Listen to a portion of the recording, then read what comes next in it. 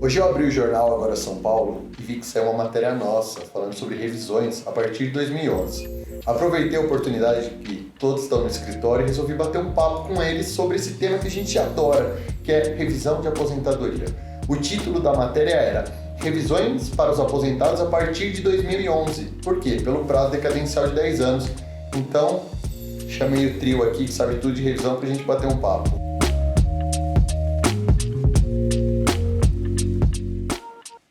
Sabe o que é legal? Nessa parte de revisão, a gente tem recebido muitas perguntas de vários clientes com períodos aí entre 2010, 2000 para 2010, melhor dizendo. Doutor, eu quero entrar com o meu processo de revisão. Doutor, como é que eu faço para entrar com o processo de revisão?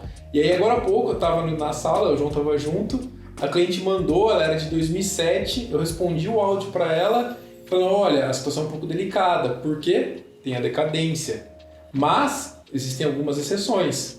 São duas essas exceções. Uma para quem tem direito à revisão do teto e a outra para quem já teve um processo administrativo, pedido de revisão administrativo no INSS e ainda não teve resposta. Não tem decadência nesse caso. E aí não entra decadência.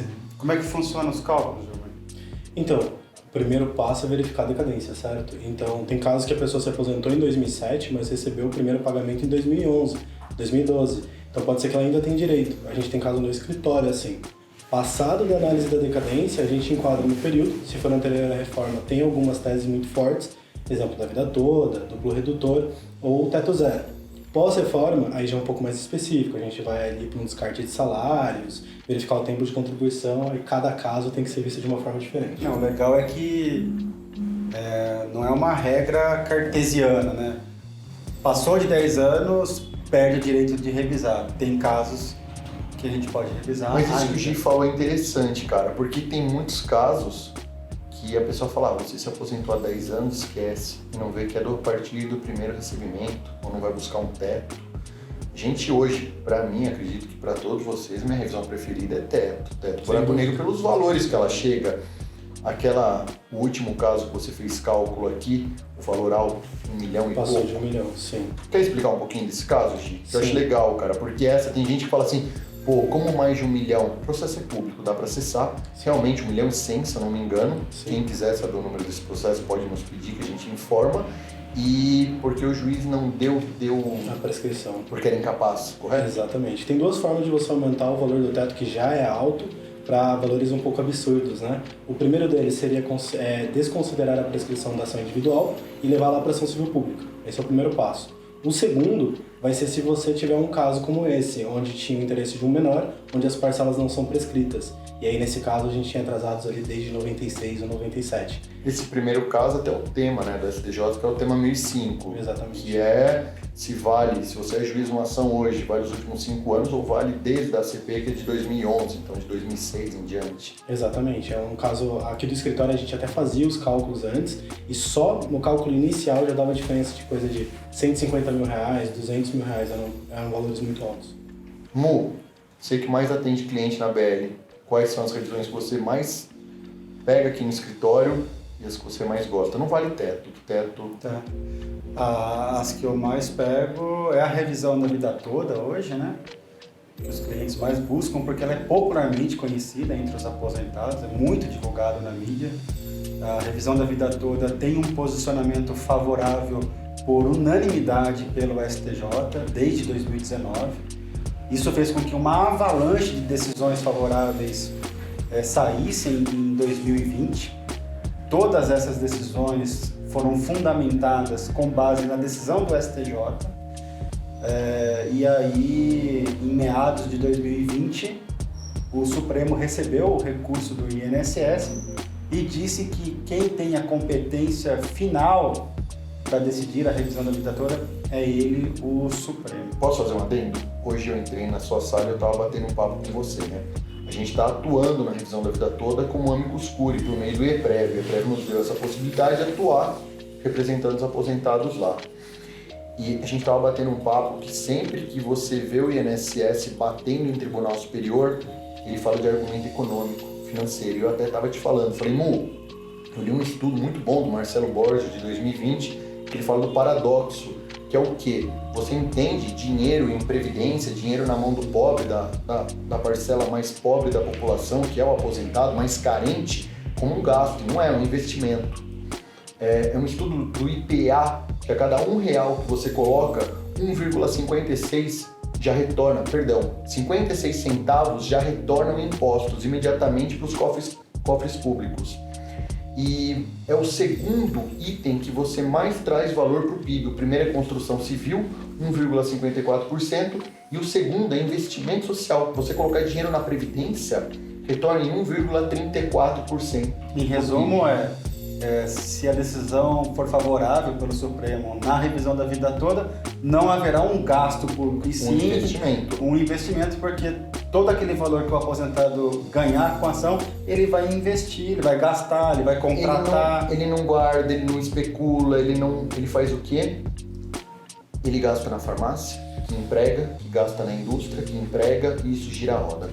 Todas as vezes que uma grande potência quebrou, como os Estados Unidos em 29, Roosevelt, o governo dele, em 33 ou 34, por aí criou a Previdência Americana. Hoje chamei vocês para bater um papo, então a gente não combinou nada aqui. Mas ele criou a Previdência Americana, que foi o quê? O plano Roosevelt foi: coloca dinheiro na população, que isso vai fazer a roda girar e a gente vai voltar a crescer. Aconteceu. A Europa fez isso nas 2 guerras mundiais. No pós-guerra, ela fez o quê? Coloca dinheiro para a população que a gente cresce. E quem está fazendo isso agora? O Paulo Guedes. O próprio Paulo Guedes. No começo da pandemia, a primeira atitude do governo foi antecipar o 13º dos aposentados e pensionistas. O emergencial. Depois o auxílio emergencial, depois o programa do trabalhador e por aí vai. Vou dar um exemplo. Minha esposa tem loja de roupa. Foi o dinheiro do emergencial que fez a loja de roupa dela continuar, ela pagar o aluguel, ela ter o funcionário dela, que ela paga o salário, ela compra da indústria a loja, e tudo isso faz a roda girar. Então, dinheiro na mão da parcela mais carente da população não é gasto. Thiago, além da revisão da vida toda que eu trouxe aqui, quais outras dores que você verifica nos atendimentos que você também faz aqui no escritório? Principalmente conversão de tempo especial.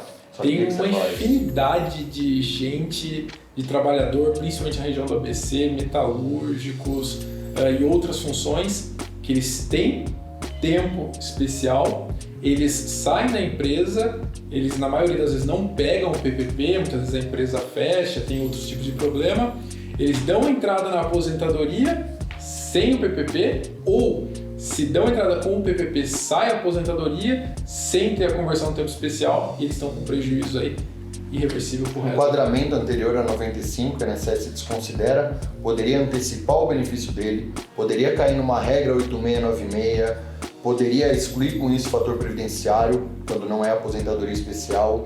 Vou me aposentar após reforma. Se você convertesse esse tempo, você já cairia num pré-reforma, numa regra que pode ser muito mais benéfica. E para diminuir esses prejuízos de uma aposentadoria mal concedida porque apresentou um PPP errado, preenchido de forma equivocada, ou ainda não é aposentado e trabalha sob ambiente insalubre, quais dicas que você dá? Aí a gente tem 2 caminhos, né?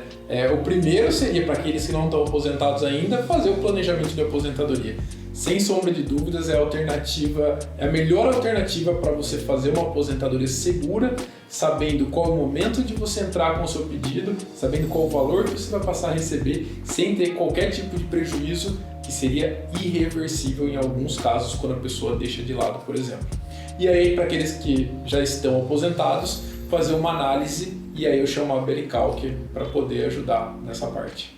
E no geral, né, a análise da BLCalc que a gente usa aqui no escritório, a BLCalc, a gente tinha um setor de cálculos interno que sempre nos ajudou, auxiliou nos cálculos, e a análise de PA, que é da onde a gente tira as revisões de fato. Vocês batem o olho, encontram os erros e passam para a nossa parte de processo, a parte material.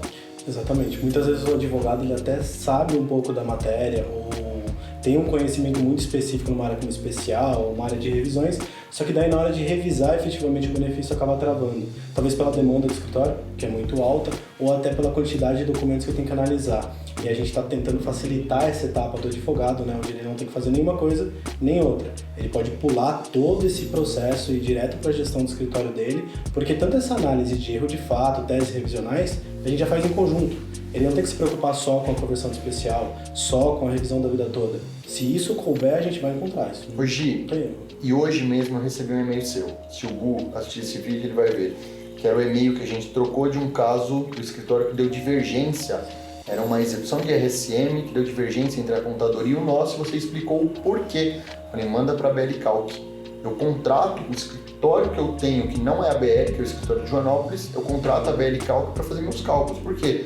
Cara, eu não é minha praia. Eu não sou bom com cálculo, não sou bom com... Eu deixo para quem sabe fazer. Então, para mim, isso é muito útil. Sim, a gente vai dar direção na parte dos valores. Nesse caso específico, tinha uma ofensa coisa julgada. A contadoria errou numa ofensa coisa julgada. É grave. A gente aponta a correção, fala onde está a diferença dos valores, só que daí a gente sempre vai deixar a critério do advogado. Porque como você bem apontou, tinha um caso de um cliente que é bem velho. Eu não vou. Até conversei com o Gu, talvez eu não siga. Por quê? Porque ele tem uma idade avançada, ele já foi no escritório, ele está precisando muito. Então, cara, às vezes dá uma diferença de 30 mil reais. Às vezes do que eu brigar, pra mim é ótimo. De honorário aí é uma diferença de 9, mais a sucumbência. Mas eu opto, nesse caso, pelo cliente. Por quê? Porque é um senhor de idade, é uma cidade pequena, eu conheço a realidade dele. Então até mandei isso no e-mail. Falei, cara, eu prefiro às vezes não brigar. Ou talvez fazer uma execução provisória. Mas um ponto que eu queria levantar, que o Ti falou, as realidades diferentes de escritórios. Aqui o Santo André, que é lugar de metalúrgico, sua revisão preferida é a insalubridade. A minha em Joanópolis, que muita gente trabalhou na roça quando mais novo, é a inclusão de período rural. Que a pessoa acha que, porque eu pedi minha aposentadoria urbana, meu período rural não entra. Entra, se você comprovar, pode subir seu tempo de contribuição, antecipando a aposentadoria ou aumentando o valor. Minha mãe, ela perdeu 50% do fator previdenciário dela. Se ela tivesse, minha mãe não teve, mas se tivesse o tempo rural, poderia ter aumentado o tempo de contribuição, caído na regra 8696, excluído o fator. E hoje em dia o interessante também, em especial aqui do nosso escritório, é que a gente consegue atender não só as pessoas daqui do ABC, como do Brasil inteiro, até de fora do país, né? No dia de eu não sei, então tô te perguntando, tudo aqui é de sopetão hoje. Mas hoje, todo mundo que você atendeu foi em São Paulo ou você lembra alguém que foi de outro estado? Não, acabei de atender, passar o recado, né, de uma decisão importante que a gente teve para uma senhora que tem um filho autista em grau severo.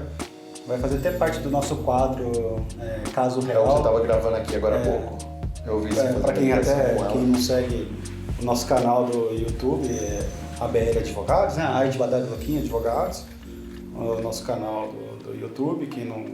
Quem ainda não nos segue, se inscreva no canal, deixa o like, compartilhe os vídeos, porque tem muito conteúdo interessante.